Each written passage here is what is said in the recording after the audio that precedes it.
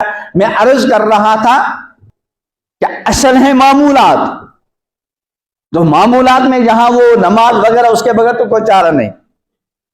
کبھی کہتے ہیں نا کہ مجھے فلاں بزرگ نے وظیفہ بتایا، کچھ معمولات بتائے، تو کچھ تو بزرگوں کے بتائے ہوئے معمولات ہوتے ہیں، اور وہ بھی اپنی طرف سے نہیں، وہ تو پیغمبر علیہ السلام کے معمولات. لیکن کچھ معمولات ایسے ہیں، اللہ اکبر اللہ اکبر، کچھ وظائف اللہ اکبر اللہ اکبر. یہاں کسی بزرگ کے ساتھ ہمیں عقیدت ہو، وہ ہمیں کوئی معمول بتائے، یہ بیٹا یہ عمل کیا کرو روز، کچھ بھی ہو، ہم اس کا لحاظ رکھتے ہیں کہ فلاں عظیم بزرگ نے مجھے رات کے اندر خواب میں بتایا. حالانکہ خواب کوئی حجت تو ہے ہی نہیں، خواب کوئی شرعی حجت نہیں. ٹھیک ہے، حدیث میں ہے لم یبق من نبوت الا المبشرات، کہ نبوت میں سے کوئی چیز نہیں باقی رہی سوائے مبشرات کے. عرض کیا گیا ومل مبشرات، یہ مبشرات کیا چیز ہیں؟ پیغمبر کریم علیہ السلام نے ارشاد فرمایا ما رآہ المومن، یا جو مومن نے خود دیکھی کوئی اچھی چیز، یا اس کے حق میں کسی نے دیکھی. لیکن اس کے باوجود خواب کوئی شرعی حجت. اگر کسی کے خواب میں حضرت امیر کبیر میر سید حمدانی رحمۃ اللہ علیہ آئے، حضرت شیخ عبد القادر جیلانی رحمۃ اللہ علیہ آئے، حضرت خواجہ معین الدین چشتی رحمۃ اللہ علیہ، یا کوئی اور اللہ کا نیک بندہ خواب میں آیا اور اس نے خواب میں کوئی وظیفہ بتایا، شاید زندگی بھر اس وظیفے کو ترک نہیں کریں. حالانکہ اگر کوئی بزرگ بیداری میں کوئی وظیفہ بتا دے تو اس وظیفے پر عمل کرنا فرض ہے یا واجب؟ نہ فرض ہے نہ واجب ہے نہ سنت ہے. ٹھیک ہے، برکت کی جو بزرگ نے بتایا عمل کرے اچھا ہے، تو بیداری میں بھی بتا دے فرض واجب عمل کرنا کرے تو سعادت ہے. اور بیداری خواب کا معاملہ تو اور بھی زیادہ وہ ہے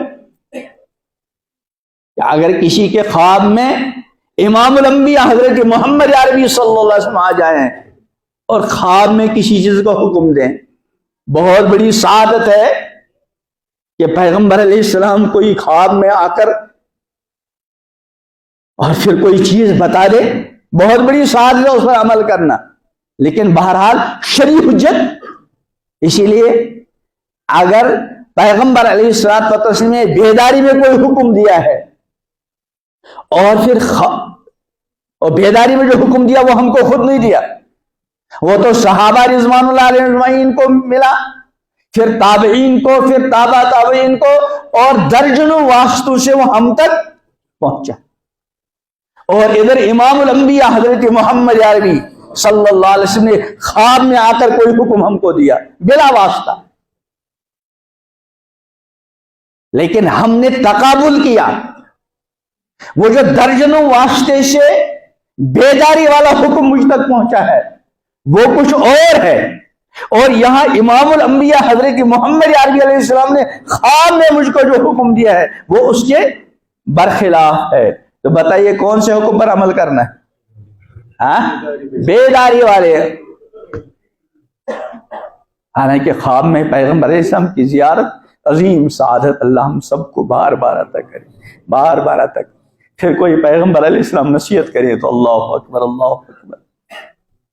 تو میں اصل میں یہ سمجھانا چاہ رہا تھا کہ کوئی بزرگ آ کر خواب میں کچھ بتا دے، زندگی بھر ترک نہیں کریں گے اس معمول کو. لیکن کس قدر افسوس کی بات ہے، اس پوری کائنات کے خالق و مالک نے ہمیں جو معمولات دیے ہیں، اللہ اکبر اللہ اکبر اللہ اکبر اللہ اکبر اللہ اکبر اللہ اکبر اللہ اکبر، کتنے عظیم معمول دیے. ان معمولات کو لے کر جبرائیل کو بھیجا علیہ السلام کو، اور پھر وہ معمولات امام الانبیاء حضرت محمد عربی صلی اللہ علیہ وسلم کے ذریعے بتائے. ان معمولات کو بتانے کے لیے قرآن مقدس اپنا کلام عطا کیا. لیکن ہمارا ان عظیم معمولات کے ساتھ کیا معمول ہے؟ ہر کوئی اپنی جگہ اپنا محاسبہ تنہائی میں بیٹھ کر کرے. سب سے عظیم معمول جو اللہ نے ہر بندے پر لازم کیا وہ ہے 5 وقت کی نماز. کس اہتمام کے ساتھ اللہ اکبر اللہ اکبر وقت متعین کیا اور حکم دیا کہ ان معمولات کو میرے گھر میں آ کر پورے کرو. اور اگر کوئی ایسا موقع ہے کہ اللہ کے گھر میں نہیں آ سکتے تو فرمایا پیغمبر کریم علیہ السلام نے جعلت لی الارض مسجدا وطہورا، ساری کائنات کو معمولات پورا کرنے کی جگہ بنا دیا، مصلی پورا بچا دیا اللہ نے اس زمین کا، اس فرش کا. ہے اللہ اکبر. اللہ کے ان بتائے ہوئے معمولات کے ساتھ ہمارا کیا سلوک ہے؟ زیادہ سے زیادہ جمعے کی نماز پڑھ لی اور باقی اللہ ماشاء اللہ بہت کم. اللہ کا بتایا ہوا معمول نماز، اللہ اکبر اللہ اکبر. اور پھر اس معمول کو جس قدر اللہ کا بندہ اور اللہ کی بندی توجہ کے ساتھ اور جس کا بتلایا ہوا معمول ہے اس کی عظمت کے استحضار کے ساتھ اس اللہ کے بتائے ہوئے معمول کو عمل میں لائے تو اللہ کی طرف سے دنیا میں ہی کیا کیا عنایتیں ہوتی ہیں انسان تصور بھی نہیں کر سکتا.